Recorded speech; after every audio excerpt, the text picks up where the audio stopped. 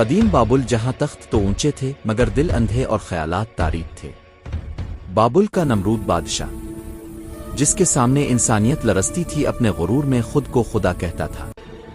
وہ کہتا تھا، میں زندگی دیتا ہوں اور موت بھی میرے اشارے سے ہوتی ہے۔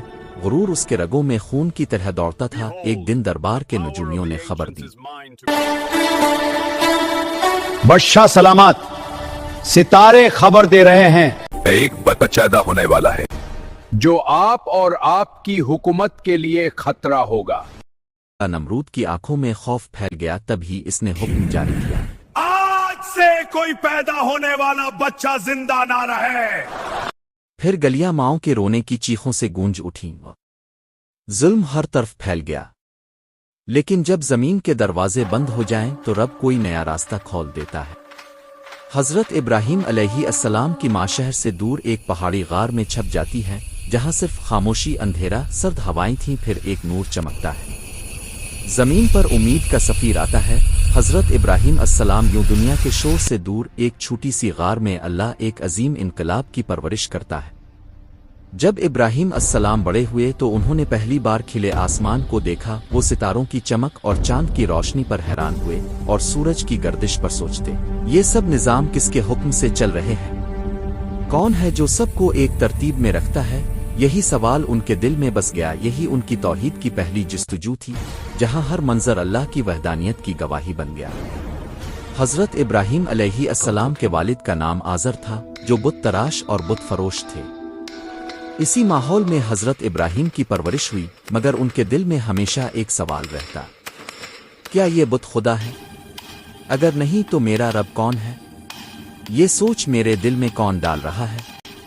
ان کی قوم کے لوگ پتھروں کے بتوں کو رب مان کر ان کے آگے جھکتے، اور ابراہیم علیہ السلام ان کو دیکھ کر حیرت سے سوچتے، یہ کیسے خدا ہیں جو خود انسانوں نے بنائے؟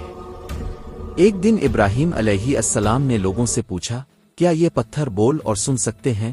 انہوں نے کہا، یہ تو ہمارے باپ دادا کے معبود ہیں۔ ابراہیم علیہ السلام نے کہا، جو بول نہیں سکتے، جو حرکت نہیں کر سکتے، کیا وہ خدا ہو سکتے ہیں؟ ایسی باتوں سے لوگوں غصہ ہوتے۔ وہ کہتے، اے ابراہیم، تو ہمارے بتوں کے خلاف نہ بول، ہم ان کو نہیں چھوڑیں گے۔ مگر حضرت ابراہیم علیہ السلام کا مقصد واضح تھا، اللہ کی وحدانیت کا پیغام پھیلانا۔ وہ سمجھاتے، ہمارا رب وہ ہے جس نے آسمانوں کو پھیلایا، زمین کو بسایا، ستاروں کو روشنی دی اور سورج کو اپنے حکم سے چلایا۔ مگر قوم کے دل پتھر سے بھی سخت تھے، بالکل ان بتوں کی طرح جن کے آگے وہ جھکتے تھے۔ ایک دن جب شہر کے لوگ بڑے میلے میں شرکت کے لیے شہر سے باہر چلے جاتے ہیں، ابراہیم علیہ السلام خاموشی سے عبادت گاہ میں داخل ہوتے ہیں اور ایک کے سوا تمام بتوں کو اپنی کلہاڑی سے توڑ دیتے ہیں۔ آخر میں وہ کلہاڑی سب سے بڑے بت کے کندھے پر رکھ دیتے ہیں۔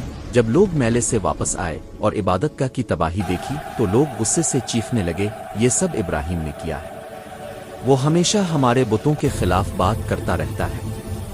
حضرت ابراہیم علیہ السلام کو فوراً دربار میں بلایا گیا۔ بادشاہ نمرود نے غصے سے پوچھا، اے ابراہیم، کیا تو نے یہ سب کیا ہے؟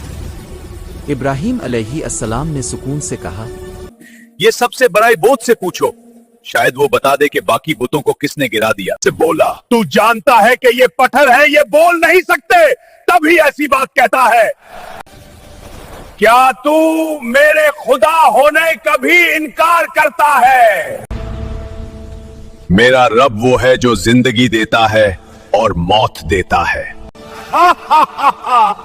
دو قیدی کو لایا جائے۔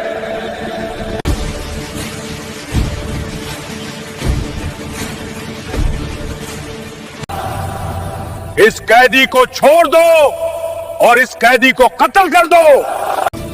ابراہیم، دیکھا تم نے، میں بھی زندگی اور موت دیتا ہوں۔ میرا رب سورج کو مشرق سے طلوع کرتا ہے، اگر تو واقعی خدا ہے تو اسے مغرب سے نکال کر دکھا۔ ابراہیم کو زندہ جلا دیا جائے۔ ایسی آگ جلاؤ جو زمین نے کبھی نہ دیکھی ہو، سب سے بڑی آگ روشن کرو۔ اور آگ جلائی گئی جس کے شعلے آسمان تک پہنچ گئے۔ آگ کی حدت اتنی شدید تھی کہ کوئی قریب نہ جا سکتا تھا۔ پھر ایک بھاری منجنیق تیار کی گئی جس پر حضرت ابراہیم علیہ السلام کو باندھا گیا، مگر اب پر سکون رہے۔ नमरूद हंस रहा था और फिर एक ताकतवर शख्स ने मंजनीक की रस्सी काट दिया और इस नबी को जिसने सच की आवाज बुलंद किया आग के समंदर में फेंक दिए गए। मगर अल्लाह की कुदरत इंसान के तसव्वुर से कहीं ज्यादा थी। अर्श इलाही से हुक्म नाजिल हुआ, ये आग इब्राहिम पर ठंडी हो जा और उनके लिए सलामती बन जा। आग जो जलाने के लिए तैयार की गई थी रब की कुदरत से एक पुरसुकून बाग में बदल गई और हजरत इब्राहिम अलैहिस्सलाम मुतमईन और मुस्कुराते हुए आग से बाहर आ गए। लोगों की आंखें हैरत और खौफ से फट गई। नमरूद के गुरूर की दीवार टूट गई। यूं सच्चाई की ताकत ने बातिल को शिकस्त दी और हजरत इब्राहिम अलैहिस्सलाम की जिंदगी महफूज रही। नमरूद फिर भी ना माना। यूं नमरूद ने अपने अंजाम को दावत दी जिसको अगली किस्त में बयान किया जाएगा। चलिए चैनल को लाइक और सब्सक्राइब भी कर लें।